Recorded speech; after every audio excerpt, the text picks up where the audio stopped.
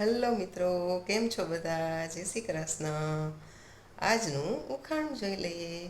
બે બહેનો વાતો કરતી હતી તો એક બહેને બીજી બહેનને કીધું કે તારા દાદાજી સસરા અને મારા દાદા બંને પિતા પુત્ર થાય. તો આ ઉખાણાનો જવાબ તમારે મને આપવાનો છે કે એ બંને બહેનો આપસમાં શું રિલેશન ધરાવે છે. બરાબર છે. હવે આગળના ઉખાણાનો જવાબ તમને આપી દો.